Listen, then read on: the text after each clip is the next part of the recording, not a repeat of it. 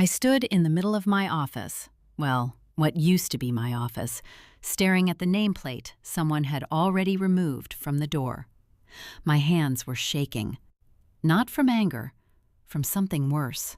From the sinking realization that I'd been too blind to see what was happening right in front of me the entire time. The brass nameplate caught the fluorescent light as I held it. Jennifer Martinez, VP Operations. 12 years.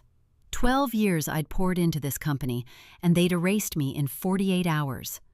But the nameplate wasn't what made my chest feel like it was caving in. It was the email, the one I'd found by accident when IT forwarded my files to the secure folder. The email chain between my boss, Derek, and, God, I still couldn't believe it, Brandon. Brandon, my husband of 9 years. She won't suspect anything if we move the timeline up by Q3, Derek had written. Brandon's already got the documents ready. She'll find out when the lawyers contact her.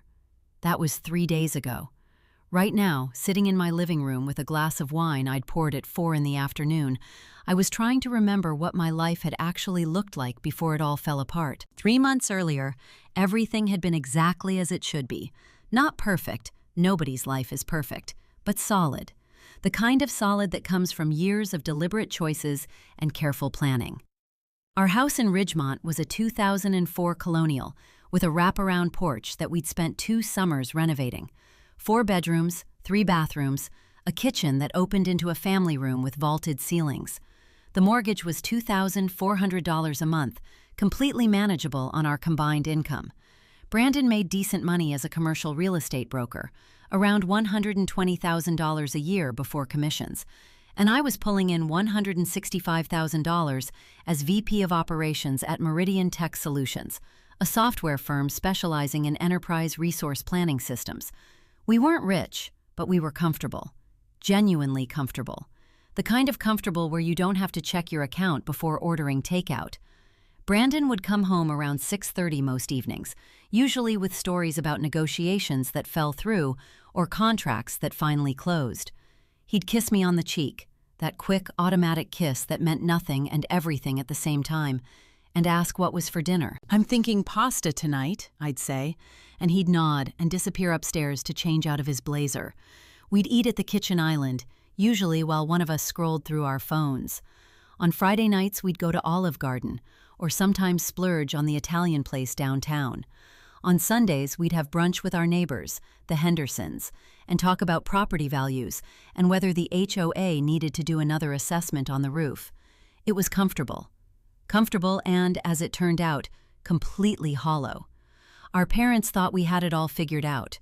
My mother, Linda, would call me every other Wednesday and ask about the house, about my job, about whether we were thinking about kids yet.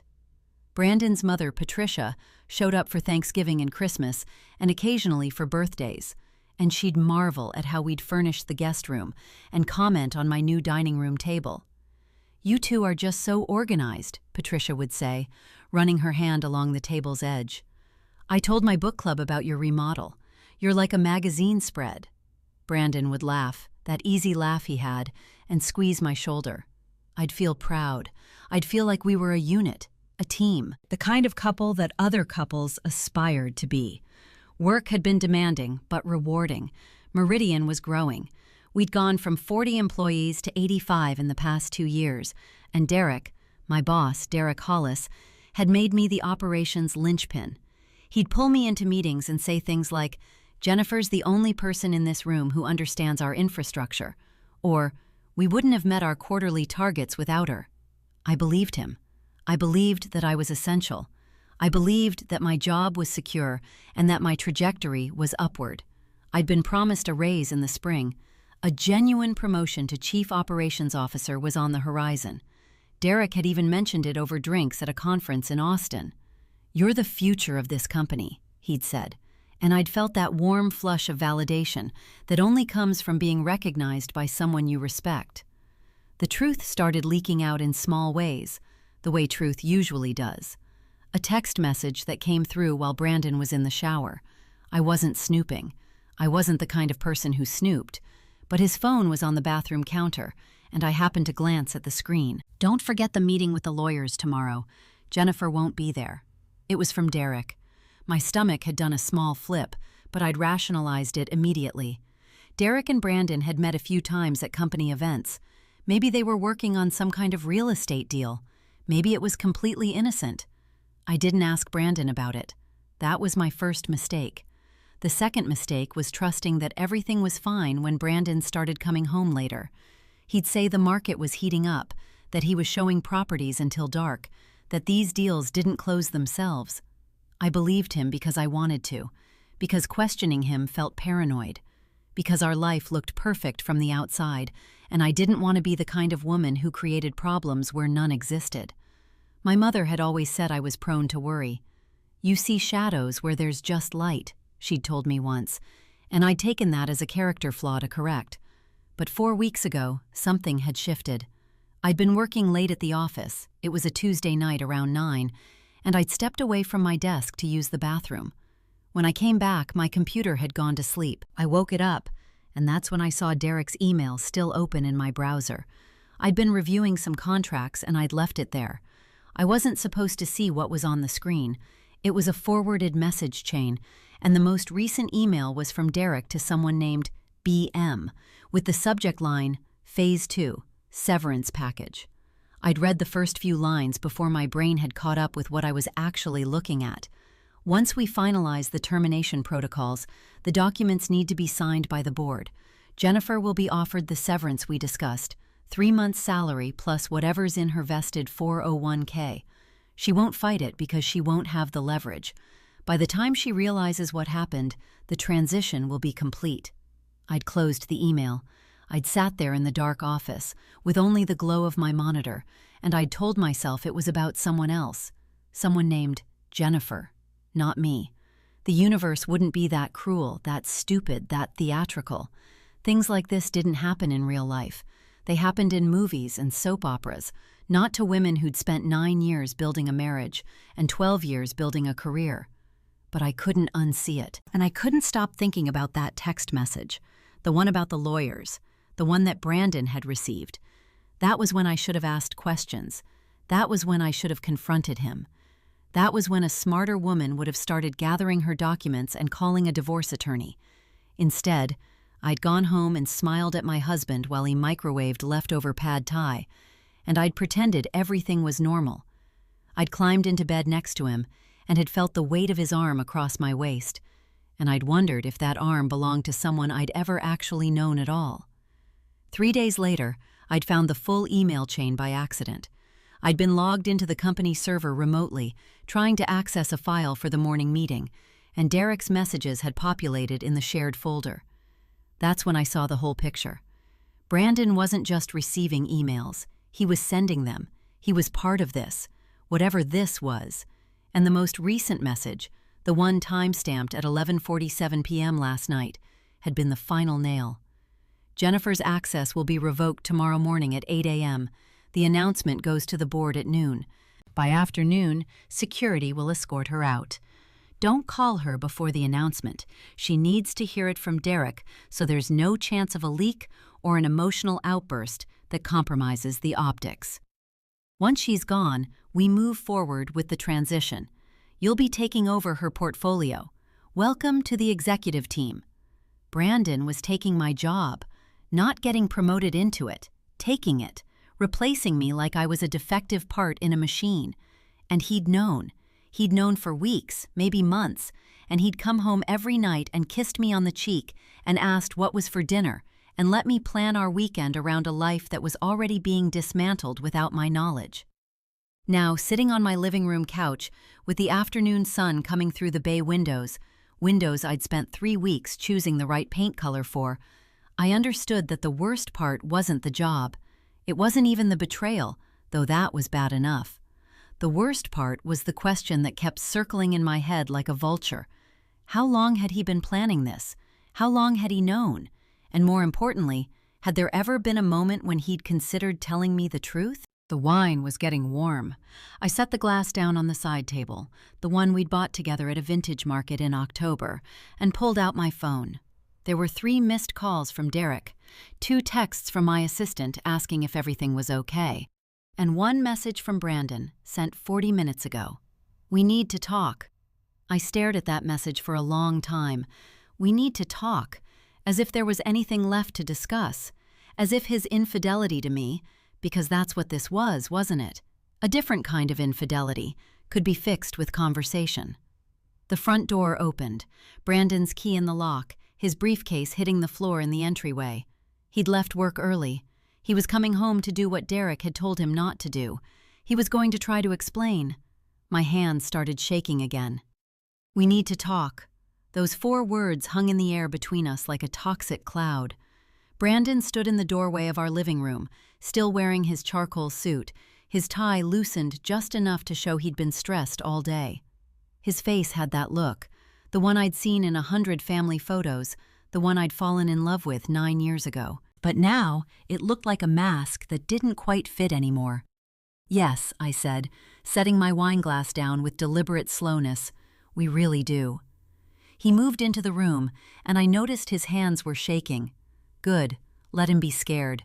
Let him feel something of what I'd been feeling since 3 in the morning, when I'd finally stopped crying and started making calls. I know you found out, Brandon said, sinking into the armchair across from me. Not our usual chair, the one that faced away from the couch. He couldn't even look at me directly. Derek called me. He said you'd access the server remotely and what, Brandon? And I read your emails? And I saw my name in contracts I never signed? And I realized that the man I've been sleeping next to for 9 years has been planning to steal my career while I made dinner? My voice was steady. I was proud of that. Is that what you were going to say? He flinched. It's not like that. Then what is it like? Because from where I'm sitting, it looks exactly like that. I pulled out my phone and opened my notes app. I've been writing things down since dawn. Derek started this conversation with you 4 months ago. I have the emails. You discussed positioning and optimal timing. You told him I was emotionally volatile and that I wouldn't fight back hard because I was too invested in maintaining appearances. Those were your exact words, Brandon. Maintaining appearances. Our entire marriage, apparently. Brandon's face went pale. You don't understand the pressure I was under. Derek said if I didn't cooperate, if I didn't help him build a case against you. A case? What case? I stood up. I couldn't sit anymore. My legs needed to move. I've been doing my job perfectly. Meridian's operational costs are down 15% year over year. We've exceeded every quarterly target. There is no case, Brandon. There's just you and Derek deciding that my job was more valuable than my dignity. He said he'd make sure I couldn't get another real estate deal in the county if I didn't help him. He has connections with... So you chose to destroy me instead? To protect your commission checks? I laughed, but it came out broken. Do you even understand what you've done? I have 17 years of experience in operations management. I have a master's degree in business administration from Northwestern. I've built systems that are generating millions in revenue for that company, and you were going to let Derek push me out and take credit for my work. Brandon stood up. I was going to tell you. That's why I'm here right now. I was going to tell you everything before the announcement tomorrow. Oh, how noble. You were going to give me a 12-hour warning? That's so generous, Brandon. I pulled out my second phone, the one I'd bought yesterday specifically for this, and opened the voice memo app. I'd been recording this entire conversation. Here's what I don't understand. When did you stop loving me? Was it gradual, or was there a specific moment when you looked at me and decided I was worth less than Derek's approval? He reached for me. Jennifer, I do love you. This isn't about that. This is about survival. This is about... Don't touch me. I stepped backward and he froze. I've spent the last 18 hours doing something you apparently never considered. I've been gathering evidence. I have copies of every email in that chain. I have screenshots showing Derek's intent to wrongfully terminate me and create false performance documentation. I have the contract he was going to have you forge my signature on, which, by the way, is felony fraud, Brandon. You were about to commit a felony. His face went from pale to greenish. What are you talking about? I called my attorney at 9 o'clock this morning, Lawrence Chen. He's a partner at Martinez, Chen and Associates. Yes, Martinez is actually my maiden name, and yes, they were happy to hear from me. He reviewed everything I found and he made some calls. Then I called the SEC's whistleblower hotline. Then I called the state attorney general's office. And then I called Derek. Brandon sat back down slowly like his legs had given out. You called Derek? I did. I told him that I knew about the scheme. I told him that I had documentation of his intent to commit fraud and that I had evidence of his conspiracy with you. I told him I was giving him 48 hours to issue a company-wide email stating that I was being promoted to Chief Operating Officer, effective immediately, or I was filing formal charges with both state and federal authorities. He'll never agree to that. He already has. I showed him my email on my phone. There it was, sent at 2:47 p.m. from Derek's official Meridian email address. Jennifer Martinez has been promoted to Chief Operating Officer, effective immediately. Her leadership and vision have been instrumental in Meridian's success. We look forward to continuing our partnership under her expanded role. Brandon's hands went to his face. Oh my God. There's more, I continued, my voice still steady, still controlled. I filed for divorce. My attorney sent the paperwork to your office an hour ago. I've frozen our joint accounts pending the asset division hearing. I've had the house appraised. It's worth $680,000. Our mortgage is $2,400 a month, and we've paid down $380,000 of the principal. That's marital property, and I'm taking the house. You can fight it if you want, but you're going to lose, because I have emails where you explicitly discussed using my salary to cover the down payment, and I have records showing that I've been paying 70% of the household expenses for the past 3 years. Brandon looked up at me, and I saw something in his eyes that I'd never seen before. I saw fear, real, genuine fear. Jennifer, please, we can fix this. We can... Fix what? The fact that you conspired with my boss to steal my job? The fact that you lied to me every single day for 4 months? The fact that you were willing to let me believe I was paranoid and crazy, when really you were just a coward? I felt tears starting, and I let them come. I'd earned the right to cry. You know what the worst part is, Brandon? It's not even the betrayal. It's the fact that you thought I was stupid enough not to figure it out. You thought I was some kind of idiot housewife who wouldn't understand what an email chain meant. You underestimated me, and that's going to cost you everything. The doorbell rang. We both froze. That's the locksmith, I said calmly. I'm having the locks changed. You have 30 minutes to pack a bag and leave. Your attorney can arrange a time to collect the rest of your things when I'm not here. Brandon stood up slowly.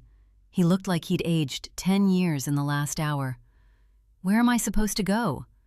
That's not my problem anymore. I moved toward the door.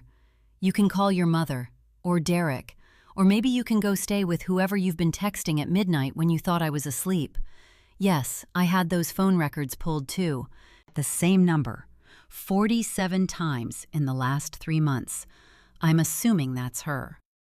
He didn't deny it. He just stood there, looking at me like I was a stranger. I opened the front door. The locksmith was standing on the porch with his tools, and behind him, I could see my mother's car pulling into the driveway. She'd promised to be here at 5 o'clock, right on time. Goodbye, Brandon, I said. He walked past me without another word. I watched him go upstairs, heard him throwing things into a suitcase with the kind of frantic energy that comes from panic.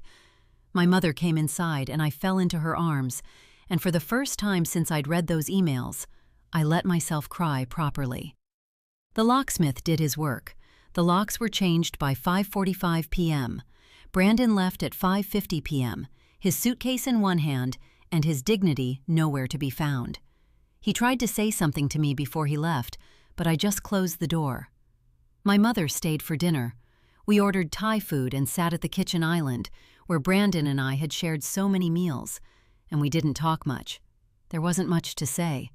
She held my hand while I ate, and that was enough. The next morning, Derek's email about my promotion went company-wide at 8 a.m., exactly as agreed. By 9 a.m., I had calls from everyone in the office congratulating me. My assistant, Michelle, actually cried on the phone. "I always knew you deserved that job," she said. "I'm so happy they finally realized it." The divorce proceedings took 5 months. Brandon's attorney tried to argue that he should have the house, claiming marital hardship. The judge looked at my attorney's evidence, the emails, the fraudulent contracts, the phone records, and asked Brandon's attorney if his client was actually serious. He wasn't. Brandon settled. I kept the house, the 401k, and 60% of our liquid assets. He got the rest, and a restraining order against contacting me without going through our attorneys. Meridian's board of directors launched an internal investigation. Derek was terminated for cause. The company issued a statement acknowledging serious lapses in executive judgment, but didn't mention fraud, which meant Derek and Brandon weren't prosecuted criminally. My attorney said it was because the company wanted to avoid the publicity, and honestly, I was fine with that. I didn't need a trial. I just needed them out of my life. 6 months after Brandon left, I stood in the Ridgemont subdivision with a real estate agent, looking at an open house 3 blocks from mine. It was smaller, a 1,990 seconds ranch with a 1-car garage and a modest backyard. But it was perfect. "This one's for my daughter," the listing agent told me. She was an older woman, probably in her 60s. She just graduated from law school. "I'm so proud of her." I smiled. "That's wonderful. She's going to do great things." I didn't buy that house. Instead, I kept mine. The one with the wraparound porch and the vaulted ceilings, and the paint color I'd spent 3 weeks choosing. I made it mine in a different way. I renovated the master bedroom, changing everything: the furniture, the curtains, the color of the walls. I painted it a soft gray blue, like the sky on a clear day. I bought a new bed with a mattress that was all mine, and I slept better than I had in 9 years. My career at Meridian flourished. I implemented new systems that increased operational efficiency by 23%. I hired a team of talented people who respected me. I gave myself a raise, and it was a good one. I earned it. One afternoon, a year after Brandon left, I was working late at the office when Derek's replacement, a woman named Carol, who'd been brought in from outside the company, stopped by my desk. "Jennifer, I wanted to thank you," Carol said. "When I came in here, this place was a mess. The infrastructure was solid, but it was being managed like a startup, not like a real company. You've transformed this place." "Thank you," I said. "I've had help from a great team." "Still," Carol smiled, "you're the reason we're profitable. Don't let anyone ever tell you different." I didn't. I believed her. Brandon tried to contact me once, about 8 months after the divorce was finalized. He texted me from a number I didn't recognize, asking if we could talk about things. I didn't respond. My attorney sent him a letter reminding him of the restraining order. That was the last I heard from him. I saw him once, about 2 years later, at a coffee shop downtown. He was with a blonde woman I didn't recognize. They were holding hands, and he was laughing at something she'd said. He looked happy. For a moment I felt something. Not anger, not sadness, but something close to pity. He'd had me, and he'd thrown it away for a man who'd used him and discarded him the moment I fought back. That was the saddest thing of all. I didn't let him see me. I paid for my coffee and left. Now, 5 years later, I'm sitting in my office at Meridian. Yes, I'm still here. And I'm the VP of Operations now, not the Chief Operations Officer, because I realized I didn't want to be on the board. I wanted to do the work I loved. And I'm thinking about what I've learned. The truth is, people will hurt you. People you love will betray you. People you trust will conspire against you. But here's what I learned. You are stronger than you think. You are smarter than they believe. And when you finally stop apologizing for taking up space, when you finally stop worrying about maintaining appearances, you become unstoppable. My mother calls me every Wednesday still, like she always did. But now she calls to ask about my day, not to ask if I'm thinking about kids. Patricia, Brandon's mother, sent me a Christmas card 2 years ago. I didn't open it. The house in Ridgemont is worth $750,000 now. I own it free and clear. And the best part? I don't have to ask anyone what's for dinner anymore. I make whatever I want.